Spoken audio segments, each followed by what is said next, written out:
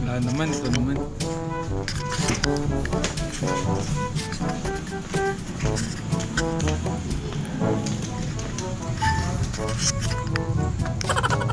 Uy, pakagagawin.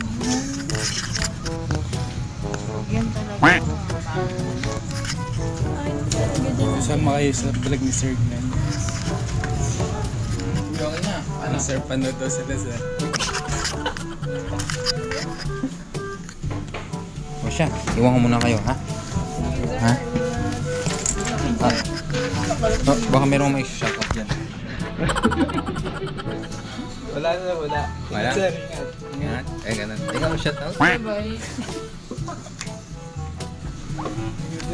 Wala ako, ah. Message? Ay, hindi nyo pala ako ma-message sa phone ko. Sige. Bye. Sir, okay. Sir. Tama naman yun. Okay lang.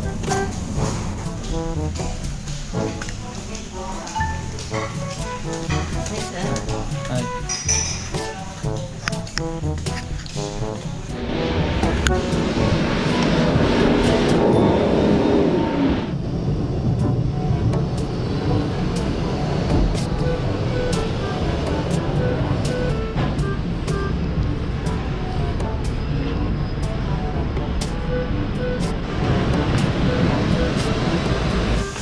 Yan.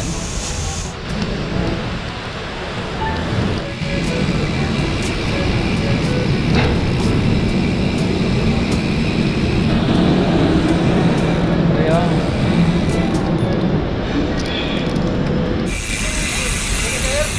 Ayan na. Ayan.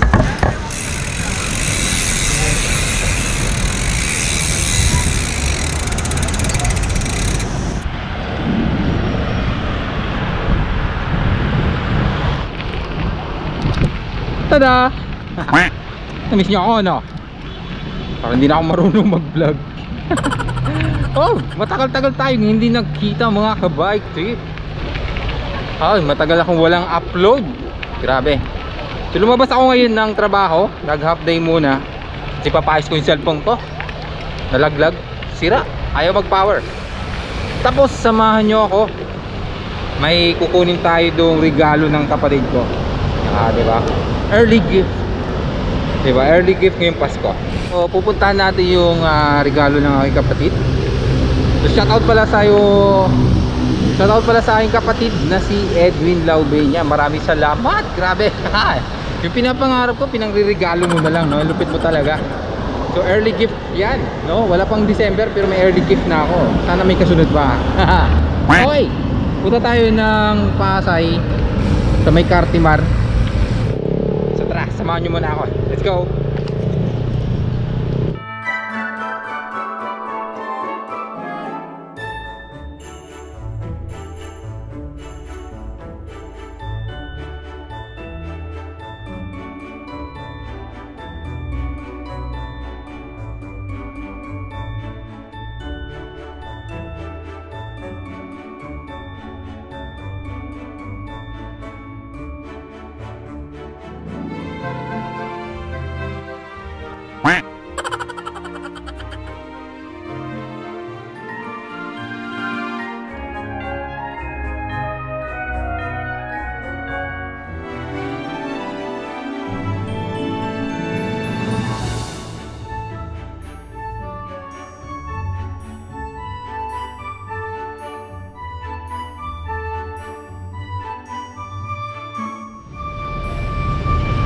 Okay, so yun. Ito na yung pinaka-regalo ng kapatid ko. Ang lupit ng kapatid ko na, no? Pakilala ko muna, sir. Ano pangalan niyo po? Anthony Condor po. Anthony. Sir Anthony, yun. Maraming salamat. Actually, na-explain na ni Sir Anthony yung pinaka-basic na mga maintenance itong motor na to. Pero, ito yung papakilala na lang namin yung mabilisan itong motor, ha? Kasi masyadong maingay dito sa top. Mga kabike, dito pala tayo sa Motor Trade Top Avenue?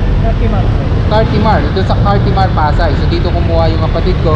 Ito yung regalo niya sa akin, itong napakagandang Aerox. Pero ako alam ko last year pa to lumabas.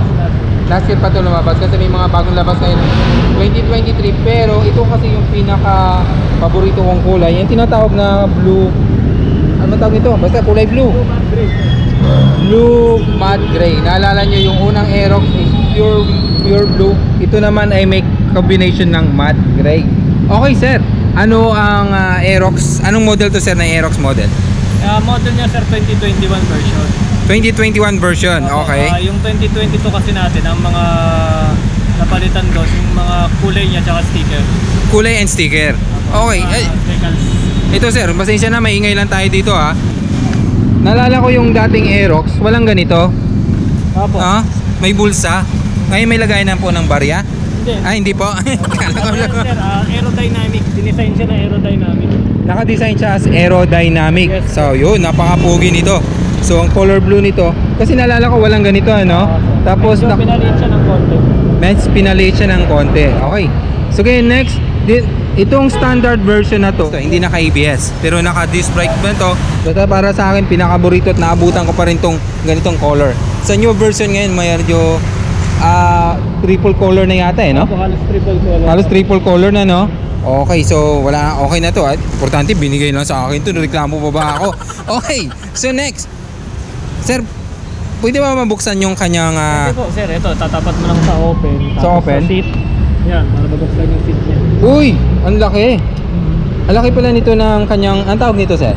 Yung utility box niya sir. So napakalaki ng utility box. Ito yung pinaka downside sir ng Aerox. Kaya may tago yung kabit mo dito at saka chicks mo dito. Ay, joke lang. So sobrang laki nito. Kaya ba helmet dito sir? Kaya naman. Wow, kaya. So napakaganda nito. Battery, sir. Ito yung battery.